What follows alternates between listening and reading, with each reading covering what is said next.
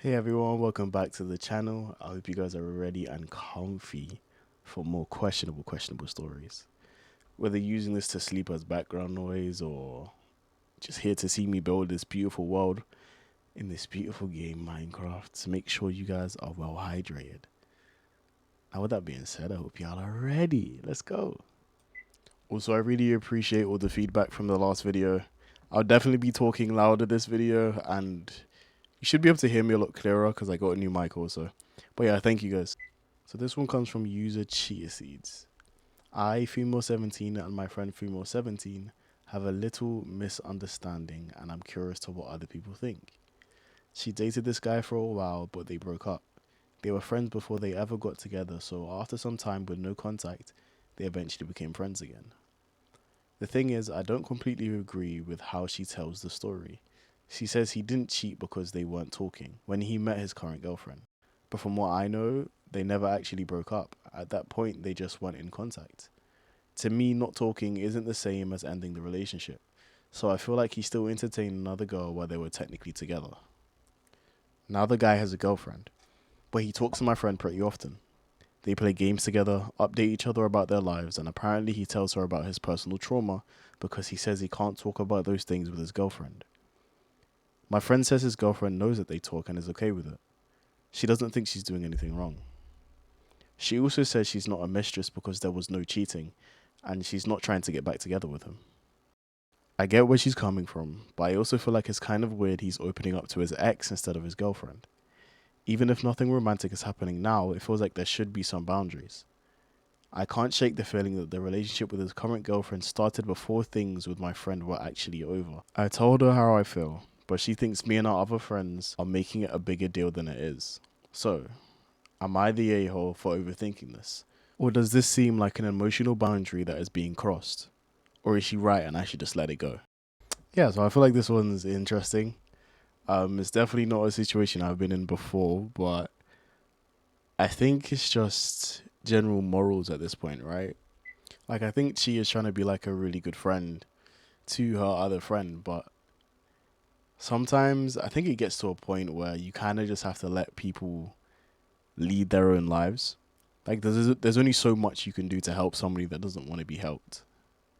I think if I was in Chia's position, like as of right now, I'd maybe talk to her like once or twice more, but if she keeps saying no, like just leave it, it's not that big of a deal, I don't want any problems with it, then just gotta kind of let her do what she has to do, like just let her be her.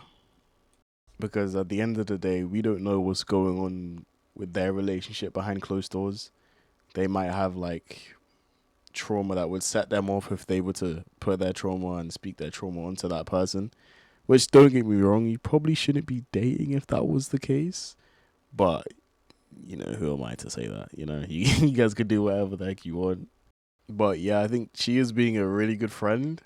And if her friend doesn't like really acknowledge that she's doing any wrong, then there's only so much you can do. Sometimes you just gotta let people fly, just let them have their wings. But yeah, I think that's a good way to start as well. Okay, so the second one that we're gonna do is, am I the a-hole for grounding my son after he got kicked out of class for refusing to sit next to somebody? Huh. Okay. My son is a sophomore in high school. About a week ago, they did a lab together for his chemistry class, and he was paired up with this one girl. I feel like I've heard him talk about this girl before with his friends, calling her ugly and saying she smells like feces. He was paired up with this girl, and while they were doing the lab, my son was apparently standing so far from her that he couldn't actually even help her. Eventually, the teacher caught on, and when she told him to move closer, he said no, saying she stinks. The teacher threatened to write him up if he didn't, and my son still refused, so he got kicked out of class. I got the call, and when he came home, I took his phone. For A, not listening to the teacher, and B, publicly making fun of her, presumably in front of the whole class. I will say, I've met this girl before for something else school related in the past, and it's true that she doesn't smell the best, but my sentiment is the same. But my husband and my son think I'm making a big deal out of things. Am I the a-hole? Okay, first things first, absolutely not. Like, not even close. I feel like as his mother, you're doing your motherly duty. You know, like there's a lot of people who wish they had good moms, and what you're doing right now is a prime example of being a good mom and a good role model, right? Like, don't get me wrong, if I was young, I wouldn't want to sit next to somebody who smells either. But there's a certain level of respect that's needed, especially with somebody like your classmate and your teacher, right? Especially for a child. A child's mind is very fragile and it can be molded very easily. So, kind of telling a child that they stink, especially that coming from somebody who is their classmate, that can really like affect a child's mental really, really badly. And I think it's once again a situation where we don't know what that child's going through or what that child has been through or how his parents is, how his, I keep saying his, how their life has been. Um, so it's very difficult to just kind of out somebody in front of the entire class. It's kind of mean. And I mean, you guys have seen all like the reports of like where there's a kid who's being bullied and they've just gone completely wild and they've done something that they didn't want to do, but they felt like they were forced to, you know? So I would say just try to get your kid in line, you know? Just try to tell them, yo, this shouldn't happen. Like what you did. And even if the child does smell, there's gonna be people who are different. Gonna be people that are not people you like to say, but sometimes you just have to be patient with them. You just have to talk to them, and you kind of just gotta suck up, you know. And you never know. That same girl might be the reason you pass your chemistry. You know. I'm just saying. But yeah, I think that one's definitely stamped as not the AR. Am I the asshole for not wanting to spend Christmas with my husband's family right after having a baby? I'm a 25-year-old woman, and my husband and I are expecting our first baby in December. We're super excited, but I'm starting to feel like I'm losing my mind. For some context, I'm not very close with my family, and we really never did big Christmas celebrations. My husband is the complete opposite. He has a big family, they are all very close, and every year everyone travels from different states to spend Christmas together. We usually alternate states every year. This year we're supposed to go to Ohio, but since I'll either be very pregnant or had just given birth, that's obviously not happening. Everyone's solution was basically, well, let's all come to you so we can meet the baby. The thing is, I really don't want that. If I haven't had the baby yet, the last thing I want is a house full of people while I'm waiting to go into labor. And if I have had the baby, I don't really love the idea of 10 to 15 relatives flying in from all over the country and wanting to hold a newborn during the middle of the cold, flu, and RSV season. When I said I didn't think we'd be doing Thanksgiving or Christmas this year, some family members told me I was being dramatic because it's just family, and they guilt tripped me with the fact that a few people had already spent money on flights because they were really excited to come meet the baby. There has already been a lot of tension around this pregnancy. For context, my husband and I found out the baby's gender, but we decided not to tell anyone yet because we wanted to share it when we were ready. My mother in law thinks that I'm gatekeeping information because she wants to start buying things for the baby. I am also a very private person. I barely post on social media, and I've already said I don't want pictures of my baby posted online. That didn't go over well either. Then there's the delivery room situation. My personal opinion is that if you weren't there helping make the baby, you don't need to be there when the baby's coming out. Not even my own mum will be in the delivery room. But my mother in law and her sister keep saying they should be there because it's their grandchild too. I've already said no, but they keep bringing it up. Honestly, I'm tired of all the jokes and comments about me being dramatic.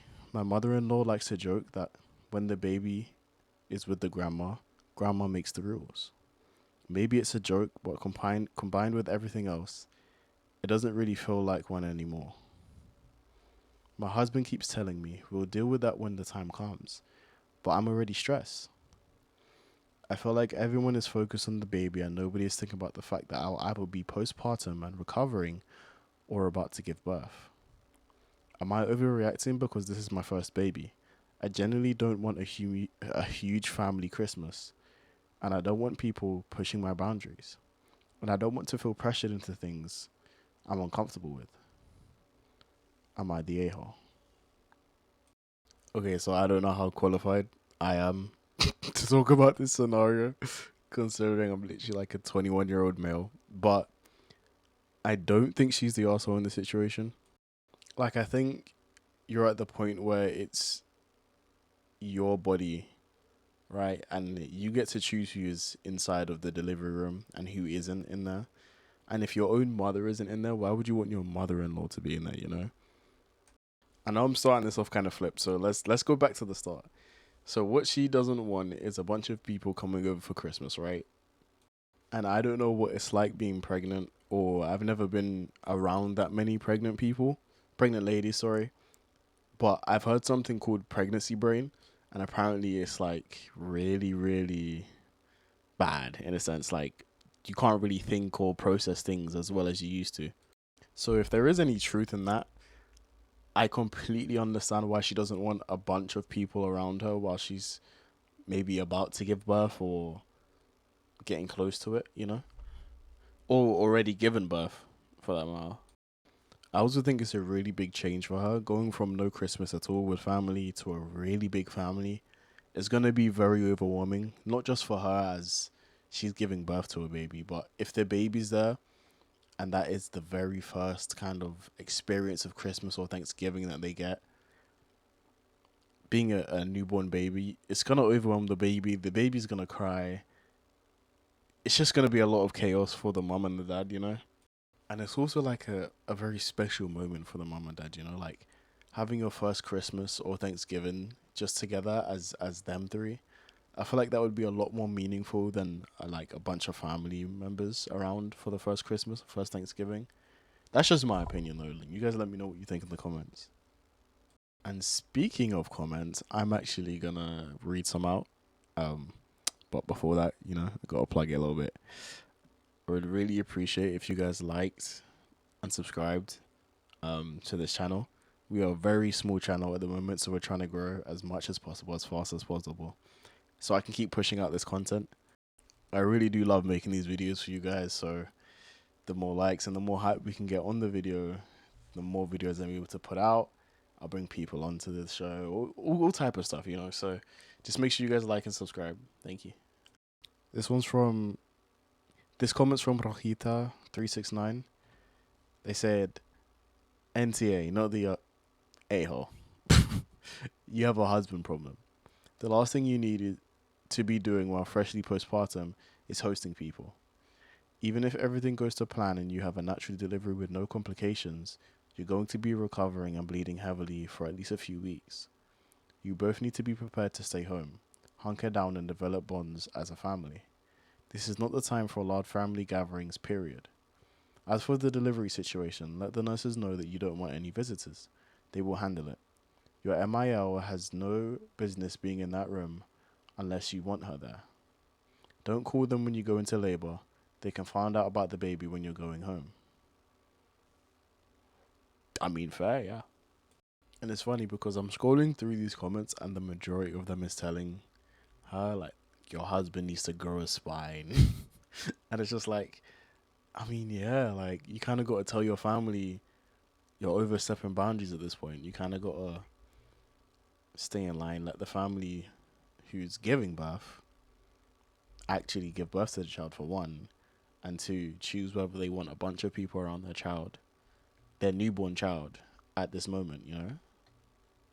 But that one was interesting. I like that one. Yeah. Okay, I think we're ready for the next one. Am I the a-hole for telling my boyfriend's family that I did not have a hard time being a teen mom?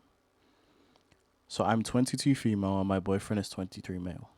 We have a 4-year-old. Yes, it was stupid to become teen parents. No, I don't regret it and wouldn't change it for the world. Anyway, when I found out I was pregnant, my parents were of course a little upset, but in all ended up being supportive. My boyfriend's parents, however, were slightly upset about him being a teen dad, but were more upset that he was becoming the father of a black baby. Long story short, we cut them off and agreed his parents would never meet our child. Fast forward to now, everyone is happy and healthy. My boyfriend's other family, an aunt, grandparents, and 3 siblings, do not share his parents' beliefs and were wonderful to our child. We haven't seen or spoken to his parents recently.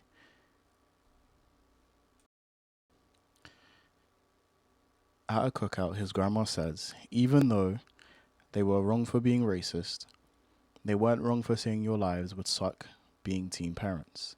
And everyone nodded in agreement and mumbled. I spoke up and said, actually, our lives are great. For me, being a teen parent wasn't harder than becoming a parent at any other age. Everyone gasped, like I just claimed I hated Beyonce, and started whispering. His sister, who was also a teen mom, stood up and spoke about how difficult it was for her, how she never finished school and how miserable it was that she couldn't work, etc. The thing is about this is she had only seen her kid maybe 6 times in his whole life. He lives with his dad, clear on the other side of the country, so all these things mentioned weren't really because of her having a child. I reminded her that I graduated high school early, before I even had my daughter, and have a steady job, had parental support, etc. And that while I absolutely would have never recommended it, I truly had one of the best possible outcomes. But I did tell her I know that wasn't everyone's experience, and I'm sorry she had a bad one. I mentioned nothing surrounding her son or custody. Everyone freaked out again. She started crying. His grandparents called me cruel, and it was a big fallout. I'm not seeing how I was wrong here, but please let me know. Am I the a-hole? So this one is really interesting because it kind of shows you 2 views of 2 different people's lives, you know? Like on one side, the sister-in-law, sister-in-law didn't have a good experience dealing with her child, saying that she couldn't go to finish her education, she couldn't get work, etc. Obviously, that was kind of shut down and kind of saw through her lies. But at the end of the day, everybody handles things differently, isn't it? But this user, on the other hand, had a fairly smooth teen pregnancy. She finished high school early, um, and she got out all she needed to do before she became a parent, you know. And she had a support system. Her family was supportive of it. Obviously, the husband or boyfriend's family wasn't so supportive in terms of their parents, but obviously grandparents, the sister, you know, they were all kind of okay with it. But I personally don't think you have to sit there and kind of agree with what everyone's saying. Like, don't get me wrong, if you had a difficult um, teen parent stage, then say you had a difficult teen parent stage. But if you didn't and everything was smooth, you should be able to say, like, hey, I didn't struggle that much. In fact, this was a blessing in disguise, etc., etc. Because everybody experience is different with things, you know. Like my experience playing Minecraft is probably far different from you guys's. You guys might not even might. You guys probably are better than me at Minecraft. Let's be honest. But everything is different, you know. Everybody experiences different things in different times, in different ways. So I think just be appreciative that somebody that you love didn't have a hard teen parent experience, because I feel like that's the majority of people having a difficult experience with these things, you know. Am I the a-hole for refusing to finish my story after my wife interrupted me 5 times? I was telling my wife something funny that happened, but couldn't get through my story because she kept interrupting me and talking over me. She did it 5 times. I'm not exaggerating. 5 times. I kept count. Eventually, I just lost the mood to finish my story. The momentum was gone and I wasn't feeling it. I said to her, why don't you just tell me what you have to say since it's more important? She apologized and kept apologizing, but I said I don't want to finish the story anymore, even though she begged and apologizes, but I refused. She got teary and quiet, and after that I could tell she felt bad, but my mood was ruined and I wasn't in the mood to tell the funny thing anymore. Was I an asshole? This one is kind of funny because you know when you're really excited to tell somebody something, but they're just like not listening or not paying attention at all, and they miss all the social cues. You're telling them like, "Yo, can I finally finish what I want to say?" But they're just not letting you. And it's just like, well, my mood's ruined. I don't really feel like talking anymore. But then they want you to talk now, so you're just in a situation where it's like, I'm just not willing to talk anymore. I don't know. I do that a lot. I'm not gonna lie to you. Are you being a bit of an asshole? Maybe. Is it justified? Yeah. But just because it's justified doesn't mean you should do it, you know? Like I don't think I'm right for doing it when I do it. So maybe just like just yeah, just let it go. To be fair, if you don't want to tell the joke anymore, just let it go. Just like, okay, this was the story. Or you just like put it bluntly. At least now she knows, you know? And she probably won't get teary eyed after that. But I mean, yeah, I can't really feel sorry for somebody who kept constantly interrupting what I wanted to say and not giving me a chance to speak. But that's just my opinion. Call it petty, whatever. Am I the arsehole for voicing my concerns about weird situations happening in my friend's relationship? I, 26 male, was friends with a couple, 23 male and 24 female. They have been together for 4 years, but only recently have they been seeing each other once a month. We have a new friend that joined our group 2 months ago. She's a 30-year-old female, and she's naturally a very affectionate person. My friend 23 male, we'll call Dave, and the new girl, we'll call Sarah. For the past month, they've been hanging out a lot on their own, and with the rest of the friend group, they're very clingy and all over each other. Multiple people in our friend group pointed this out as concerning since Dave was in a relationship. I confronted Dave and explained this to him, and he said nothing was going on and they were just friends. So I left it at that and moved on. The following week, we had all planned as a friend group to go to the cinema to watch the new MOTU movie. But Dave and Sarah cancelled last minute because of personal reasons. Later, our friend group found out they were hanging out on their own again. So I asked Dave what was going on. Dave said he was out with her discussing possibly breaking up with his girlfriend, as they don't see each other as much anymore, and he thought that she should give him some advice. This was raising alarm bells in our group, but we decided to say nothing because that's definitely not a conversation we wanted to preemptively have with his girlfriend. Next day, we were planning to go out again, and Sarah was sick and couldn't make it, but Dave was in work, so we said we'd pick him up after work to hang out. Dave said he'd rather go home and chill instead of hanging out, and we said that was fair enough. On the other hand, he lied to us, and when he finished work, he went to Sarah's house and stayed there till 1 o'clock in the morning. At this point, our group came to decide we had two options.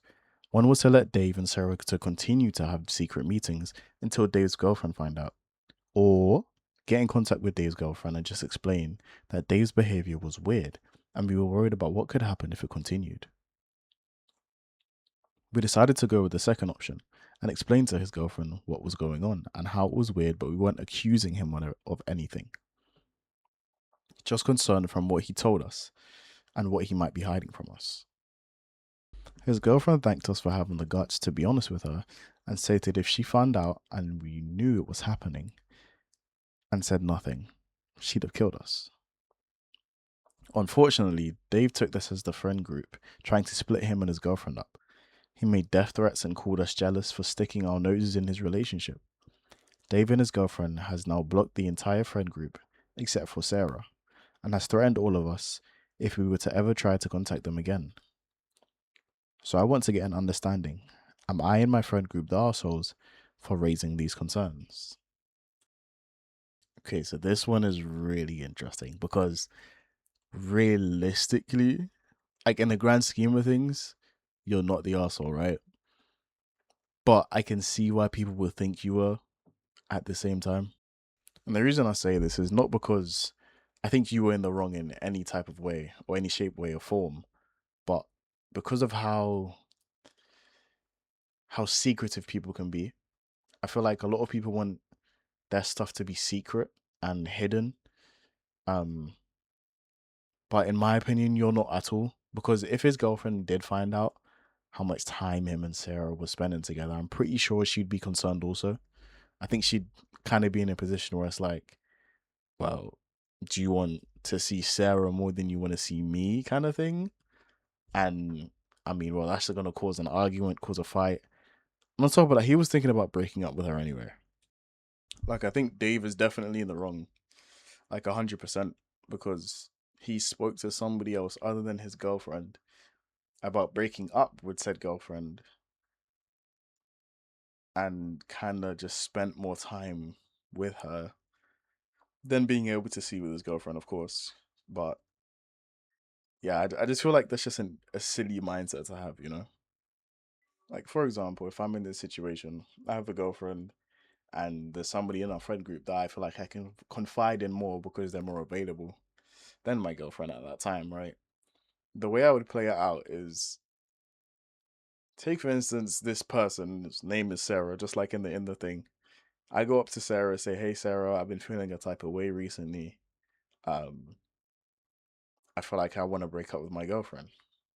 Boom, instantaneously. First of all, Sarah should be like, "Okay, why are you coming to me about this? You know, I'm not talking to her about this."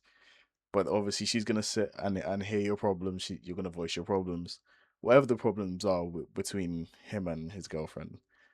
And well, sorry, Dave and his girlfriend. I shouldn't just say him.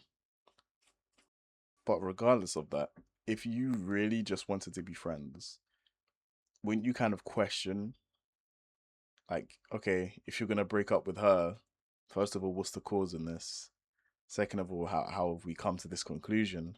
And third of all, are you trying to say that I'm gonna be next or I'm going to be who you want in a sense, right?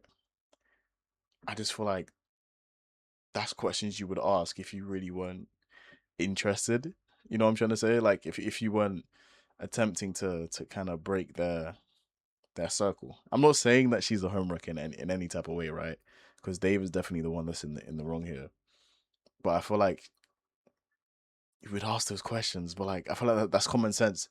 But like they say, common sense isn't actually 100% common. You know, like not everybody's common.